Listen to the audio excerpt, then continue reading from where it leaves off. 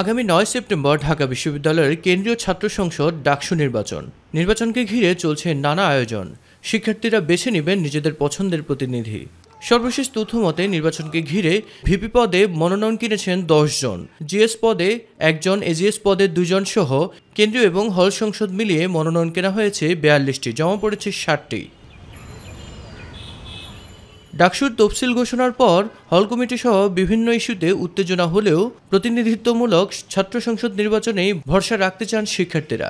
যে কোনো ধরনের ভোটাধিকার প্রয়োগ সবার জন্য আনন্দের, যেমনি একটা ভোটাধিকার প্রয়োগ একজন নাগরিকের জন্য আনন্দের, তেমনি একজন শিক্ষার্থী হিসেবে ডাকসুতে তিনি ভোট দান করবেন, এটা আমাদের জন্য অবশ্যই একটা আনন্দের বিষয়। আগস্টের পরে তো মোর অফ পলিটিক্যাল কনসেন্সাস আর কি, যেটা ইম্পর্টেন্ট, কারণ ডাকসুর মাধ্যমে এই গণতান্ত্রিক সুষ্ঠু যে চর্চাটা সেটা ফেসিলিটেট হবে আর কি, আমি এটা মনে করি।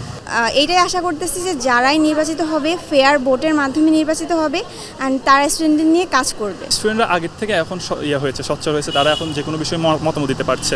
তো যদি এরকম কোনো রাজনৈতিক দল এসে ক্ষমতা পায় তাহলে স্টুডেন্টরা আমার মনে হয় স্টুডেন্ট নিজেরাই এর বিরুদ্ধে স্থান নেবে। প্রার্থীদের অঙ্গীকারে গুরুত্ব পাচ্ছে নারী শিক্ষার্থীদের নিরাপত্তা, ধর্মীয় স্বাধীনতা, আবাসন সংকট সহ শিক্ষার সুষ্ঠু পরিবেশ নিশ্চিত করা সহ নানা বিষয়ে। সাধারণ যে শিক্ষার্থী আমরা চাই যে আমাদের হলে পরিবেশের জন্য ভালো থাকে, আমাদের জন্য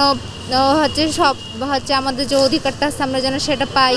ক্যাম্পাসের সেফটির বিষয়টা নিশ্চিত করতে হবে, যে কেউই যেন ক্যাম্পাসের স্টুডেন্ট হোক বা ক্যাম্পাসের বাইরের কেউ হোক যেন এসে আমাদের ক্যাম্পাসে হ্যারাস করতে না পারে।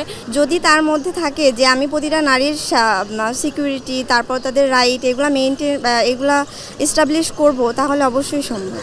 আমার মনে হয় না কেউ আসলে আগের মতো যে ফ্যাসিবাদী আচরণ আবার ফিরে নিয়ে আসবে, সেটা পারবে না। এই জন্য যেখানে আসলে সাধারণ শিক্ষার্থী সবার ভোটের মাধ্যমে সে নির্বাচিত হবে, সে তার দলীয় এজেন্ডা কিংবা অন্য কোনো অসৎ উদ্দেশ্য কায়েম করবে, সেটা আমি মনে করি সেটা সুযোগ সে পাবে না। সম্ভাব্য প্রার্থীরা দিচ্ছেন সংকট সমাধানের প্রত্যাশা, কাজ করতে চান শিক্ষার্থীদের স্বার্থ রক্ষায়। ক্যাম্পাসে হচ্ছে যে নিরাপদ পরিবেশ নিশ্চিত করা, আমাদের নারী স্টুডেন্টদের জন্য নিরাপদ ক্যাম্পাস নিশ্চিত করা, তাদেরকে যত্রতত্র প্রায়ই আমরা দেখি যে হ্যারাস হইতে হয়, আমরা এটা অ্যাভয়েড করার চেষ্টা করা। কিংবা ক্যাম্পাসে হচ্ছে আমাদের আগে একটা ছিল জো বাইক সার্ভিস স্টুডেন্টদের চলাচলের জন্য, যেটা খুব একটা ইজিয়েস্ট ওয়ে ছিল।